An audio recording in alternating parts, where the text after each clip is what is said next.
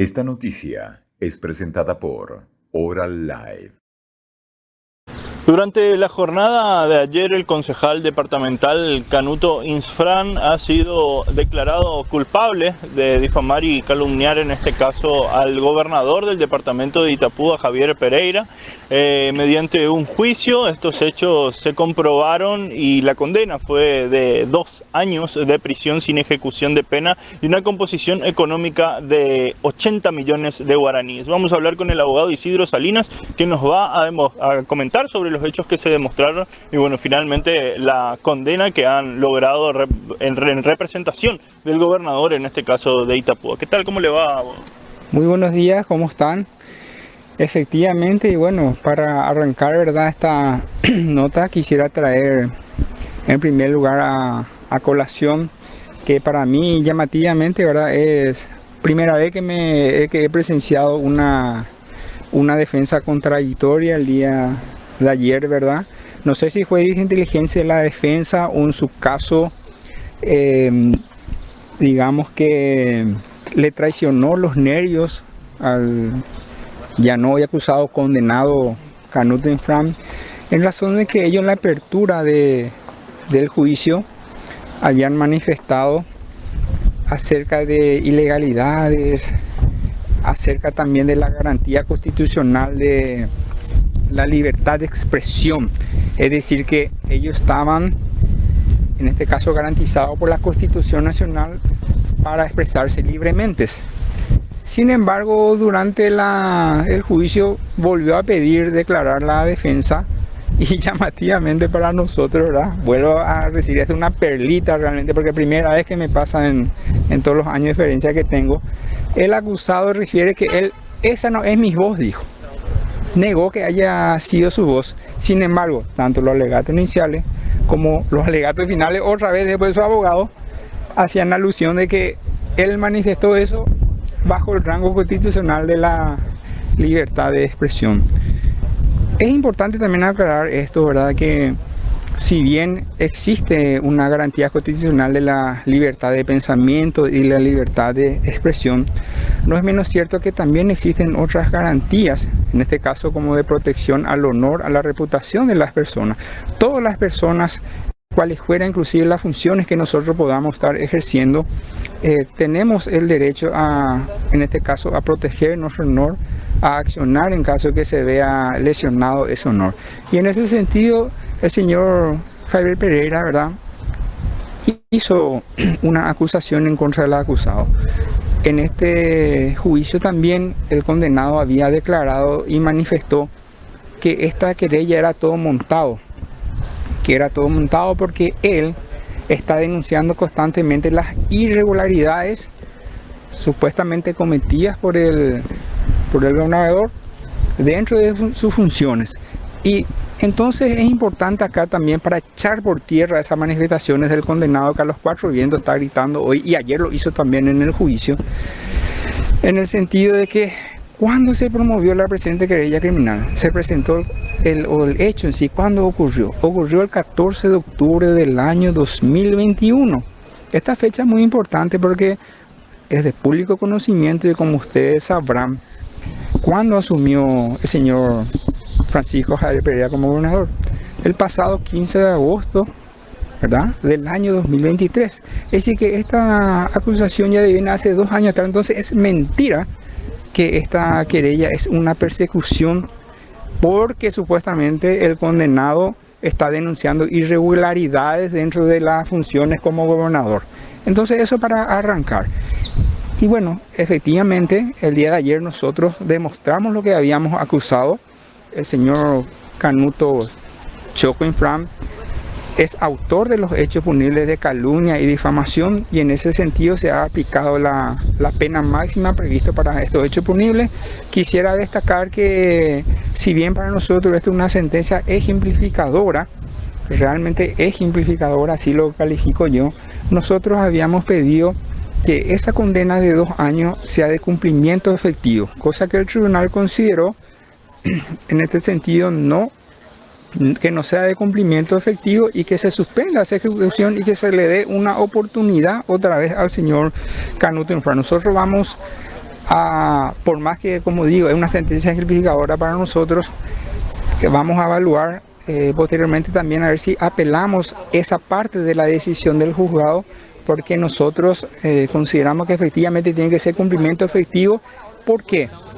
Porque el artículo 44 del Código Penal establece que cuando vos tengas antecedentes o una condena en los últimos 5 años anteriores y que por lo menos sume un año de condena, generalmente no se va a conceder esa, digamos que ese beneficio de la ejecución de la condena.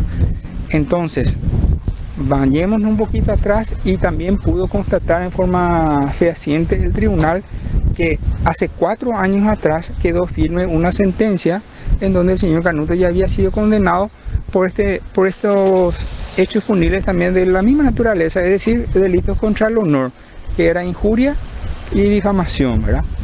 Entonces, más aún, ahora otra vez, que es condenado por delitos de la misma naturaleza, digamos, entonces él tenía que guardar ya cumplimiento efectivo. Él tiene que estar hoy en la cárcel pública para nosotros. Entonces, vamos a estar evaluando, y si tenemos también, en este caso, la orden de nuestro mandante, vamos a estar apelando esa parte de la sentencia.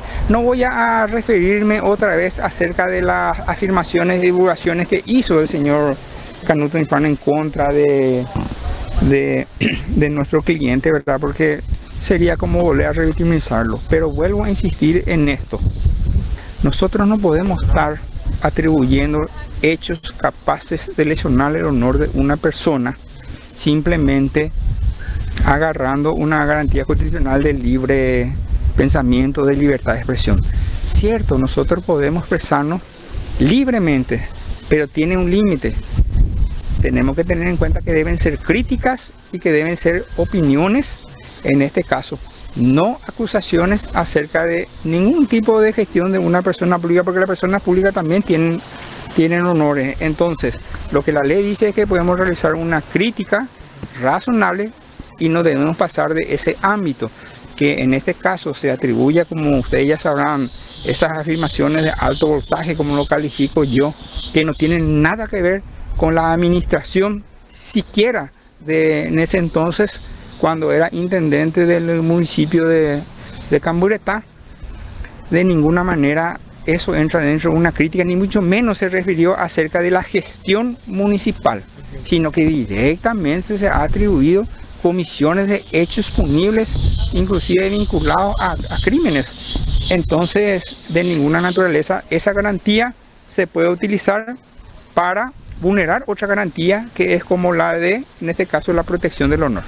Ahora, abogado, para consultarle, hacer un hecho tan público y que la gente también sepa, ¿cómo se prueba durante un juicio que con certeza es la persona que envía los audios, en este caso, que difunde? ¿Cómo se realiza esa prueba contra la persona? Y también, ¿cuándo incurre en el delito de hacer, bueno, una apreciación personal, o si se quiere una consideración, si es la divulgación de esa información la que incurre en el delito?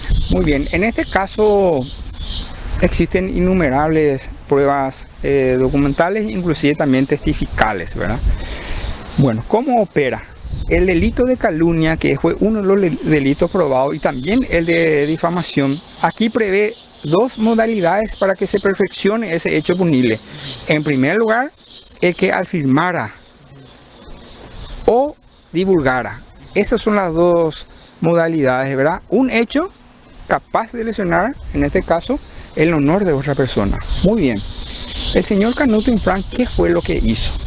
A través de su dispositivo celular, en un grupo en donde habían más de 200, 300 miembros, en donde saben perfectamente que ese número es utilizado por el señor Canuto Infran, que lo identifican perfectamente con su voz, porque el señor Canuto Infran, inclusive el administrador de ese grupo, le ingresa a los testigos a ese grupo, ¿verdad? Entonces, ¿qué pasa? Envía el audio que nosotros consideramos, aunque en este caso el señor Francisco consideró atentatorio a su honor, porque la cuestión no es una cuestión subjetiva. Puede haber palabras que inclusive a vos no te puede afectar, pero a otra persona sí le pueden afectar. Entonces envía de su propio teléfono celular. Entonces, ¿qué pasa? Miembros de ese grupo, ¿qué fue lo que hicieron? presentaron su teléfono en forma voluntaria, en donde nosotros protocolizamos y sacamos todos esos audios agraviantes, y en este caso también quedó registrado desde qué número se enviaron esos audios. Entonces, ¿qué hizo posteriormente? Eso con respecto a la filmación. Él mismo, Canuto Infram, agarra y ese audio que él envió en ese grupo, reenvía en otro grupo, que él era participante en ese grupo, vuelve a reenviar. Entonces, ¿qué pasa? Ahí él está divulgando ya. Entonces, afirmó en un grupo, luego reenvía, entonces ya está divulgando. También testigos lo conocen perfectamente a él, que saben que utilizan ese nombre, que saben que es su voz. Entonces, ¿qué pasa? También entrega voluntariamente su teléfono celular, y entonces se puede proceder a descargar. Y también queda registrado de qué número se envió. Se pidió informe a la telefonía para que nos digan a quién le pertenecía ese teléfono en el momento en que se enviaron esos audios. Y la telefonía nos dice que del año 2019 pertenece al señor Canuto Infran. El hecho ocurrió en el año 2021 y hasta la fecha. Y el informe entró en julio del año 2023. Es decir, que de 2019 inclusive hasta la fecha, ese número teléfono celular o esa línea le pertenece al señor Canuto Infran.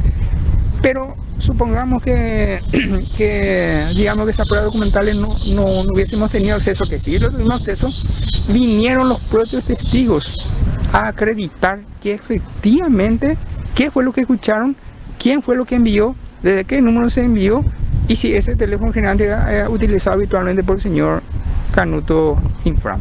Entonces, teníamos un cúmulo de pruebas muy sólidas, que era imposible, ¿verdad?, que en este caso. Y además, como te estaba diciendo, en los alegatos iniciales y en la primera declaración del señor Canuto Infran, que para mí realmente es una desinteligencia total de la defensa, él habla de que no, esos audios yo envié bajo la figura de la libertad de expresión. Luego pide otra vez para hablar cuando ya se dio cuenta de lo que se estaba viniendo y que ya pifiaron con ese tema de que ya no era más una crítica, ni mucho menos era una crítica a las actuaciones de la gobernación, porque la querella era de mucho anterior.